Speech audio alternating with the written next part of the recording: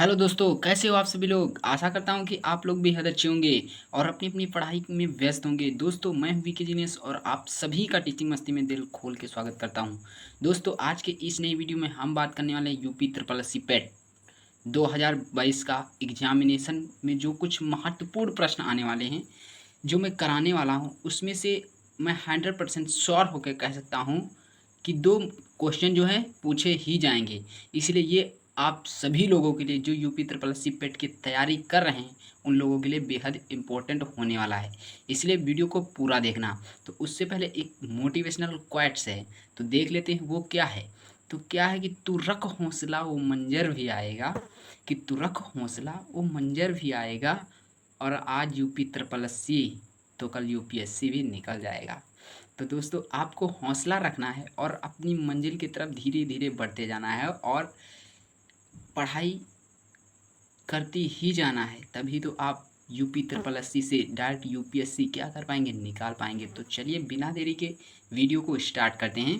तो देख लेते हैं आज का सबसे पहला क्या है प्रश्न।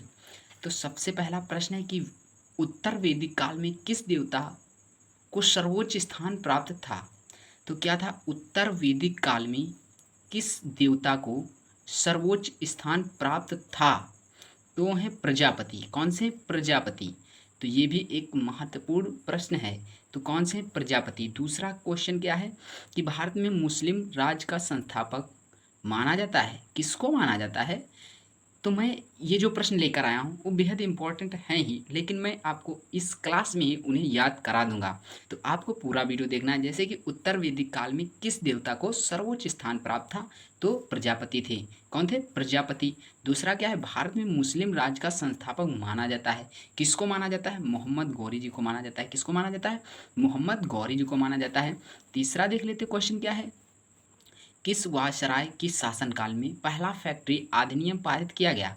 तो क्या है क्वेश्चन, किस वायसराय के शासनकाल में पहला फैक्ट्री अधिनियम पारित किया गया। पहले की बात हो रही है, ये बात आपको ध्यान रखनी कि पहले की बात हो रही है। किस वायसराय के शासनकाल में पहला फैक्ट्री अधिनियम पारित किया गया।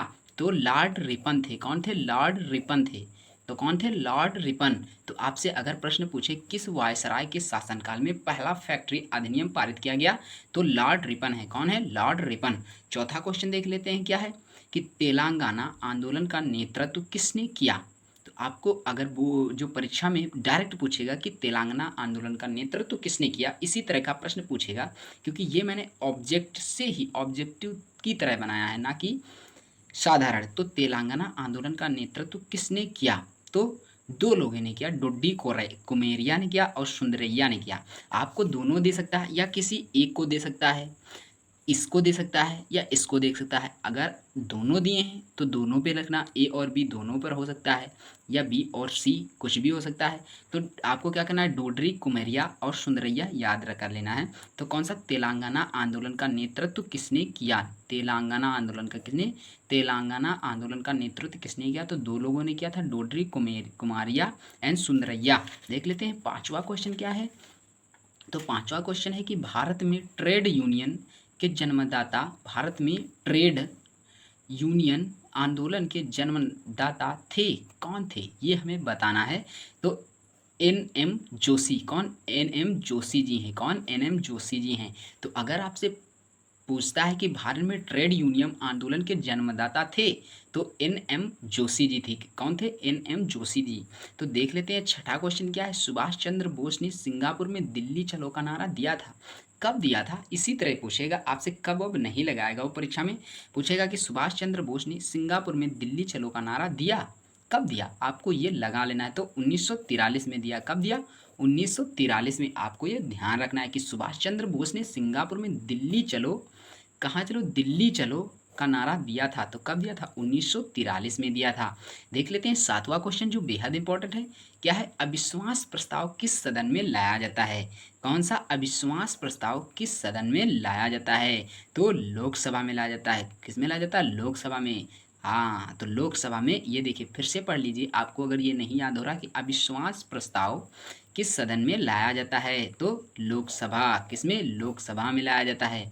देख लेते हैं 8वां क्वेश्चन है, जो मैं 15 क्वेश्चन लेकर आया हूँ आप लोगों के लिए बेहद इंपॉर्टेंट है, इसीलिए वीडियो को पूरा और क्वेश्चनों को अच्छी तरह से याद कर लेना, क्योंकि यहीं से प्रश्न आएंगे जरूर। ये बात आपको ध्यान में रखकर याद करना है। तो 8वां क्या है? सर्वोच्च न्यायालय के प्रथम मुख्य न्यायाधीश कौन थे? किसके? सर्वोच्च यानी कि सुप्रीम कोर्ट, जिसे हम शॉर्ट फॉर्म में एससी बोलते हैं। इसका मुख्यालय कहाँ है? दिल्ली में है। कहाँ है? दिल्ली में इसका मुख्यालय है। कहाँ है? दिल्ली में इसका मुख्यालय। ये बात आपको ध्यान रखनी है। तो सर्वोच्च न्यायालय के प्रथम मुख्य न्यायाधीश कौन थे? हीरालाल जे कानिया। कौन है? हीरालाल जे कानिया। तो सर्वोच्च न्यायालय की बात आती है, सर्वोच्च न्यायालय के मुख्य न्यायाधीशों की नियुक्ति कौन करता है? तो राष्ट्रपति करते हैं। कौन करते हैं? राष्ट्रपति करते हैं। ये बात भी आपको ध्यान में रखनी है। तो मौलिक, अब देख लेते हैं 9वां क्वेश्चन, मौलिक अधिकारों का निलंबन कौन कर सकता है? तो मौलिक अधिकारों का निलंबन भैया राष्ट्रपति कर सकता है। कौन कर सकता है? राष्ट्रपति कर सकता है। ये बात आपको ध्यान रखनी है कि मौलिक अधिकारों का निलंबन कौन कर सकता है? तो राष्ट्रपति ही कर सकता है और कोई नहीं कर सकता। अब देख लेते हैं कि बहुत ही महत्वपूर्ण क्वेश्चन आया है कि सकल राष्ट्रीय माइनस मूल्यह्रास बराबर क्या होता है? सकल राष्ट्रीय माइनस मूल्यह्रास बराबर क्या होता है? होता है निबल राष्ट्रीय उत्पाद। क्या होता है? निबल राष्ट्रीय उत्पाद होता है। अगर आपसे परीक्षा में दे दे क्वेश्चन सकल राष्ट्रीय माइनस मूल्यह्रास बराबर क्वेश्चन मार्क, तो आपको लिखना है, लगा देना है निबल राष्ट्रीय उत्पादन। क्या लगा देना है? निबल राष्ट्रीय उत्पादन। तो देख लेते हैं 11वें नंबर क्वेश्चन की, तो क्या है? इनसाइड ट्रेंडिंग, इनसाइड ट्रेंडिंग संबंधित है। क्या है? इनसाइड ट्रेंडिंग संबंधित है। ये अर्थशास्त्र का प्रश्न है, ये बात आपको ध्यान में रखकर प्रश्न याद करना है। इनसाइड ट्रेंडिंग किससे? शेयर बाजारों से। किससे? शेयर बाजारों से संबंधित है। ये बात आपको ध्यान में रखनी है। देख लेते हैं कौन सा 12वां क्वेश्चन है, और ये वीडियो आप लोगों के लिए मैं बार बार कह रहा हूँ बेहद इंपॉर्टेंट होने वाला है, क्योंकि ये क्वेश्चन बेहद इंपॉर्टेंट ही हैं। तो वीडियो को पूरा देखो, ठीक है। तो क्या है? राष्ट्रीय किसान आयोग का गठन कब हुआ? क्या है? राष्ट्रीय किसान आयोग का गठन कब किया गया? तो ये जनवरी 2004 में किया गया। कब किया गया? जनवरी 2004 में किया गया। ये बात आपको ध्यान में रखनी है कि राष्ट्रीय किसान आयोग का गठन कब किया गया? जनवरी 2004 में किया गया। देख लेते हैं 13वां क्वेश्चन क्या है? आग्नेय सेल कहलाती हैं।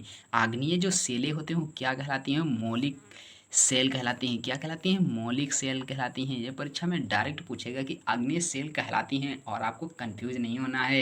क्या होती है? मौलिक सेलें कहलाती हैं। तो देख लेते हैं 14वां क्वेश्चन कौन सा? पोटवार पठार निम्न में से किस देश में स्थित है? पोटवार, पोटवार पठार निम्न में से किस देश में स्थित है? तो हमारे नल्ला पाकिस्तान में। कहाँ? नल्ला पाकिस्तान में स्थित है। कहाँ स्थित है? पाकिस्तान में। अपने पुत्र यानी कि हमारे पुत्र के यहाँ ही स्थित है। तो पटवार पठार निम्न में से किस देश में स्थित है? तो पाकिस्तान में स्थित है। कहाँ स्थित है? पाकिस्तान में स्थित है। यह बात आपको ध्यान में रखनी है। तो देख लेते हैं आज के इस वीडियो का लास्ट सवाल कौन सा है? तो 15 नंबर है, यूरोप की सबसे लंबी नदी है कौन सी है? परीक्षा में इसी तरह पूछता है कि यूरोप की सबसे लंबी नदी है कौन है? तो वोल्गा नदी है। कौन सी? वोल्गा नदी है। कौन सी? वोल्गा नदी है। दोस्तों अगर ये आपको लगे कि क्वेश्चन आप लोगों के लिए इम्पोर्टेंट हैं, तो कृपया हमारे वीडियो को लाइक और हमारे चैनल को क्या कर लीजिए? सब्सक्राइब कर लीजिए, क्योंकि अगर हम पेट के कुछ महत्वपूर्ण अन्य महत्वपूर्ण प्रश्न कराने वाले हैं, इसलिए हमारे चैनल को सब्सक्राइब करना बिल्कुल भी मत भूलना। मिलते हैं इसी तरह के इंटरेस्टिंग सवालों के साथ। तब तक के लिए खुश रहें, मस्त रहें और अपनी यूपी SSC पेट की तैयारी में जूझते रहिए, क्योंकि सफलता तभी मिलेगी जब आप निरंतर प्रयास करते हैं। तो चलिए दोस्तों, जय हिंद, वंदे मातरम।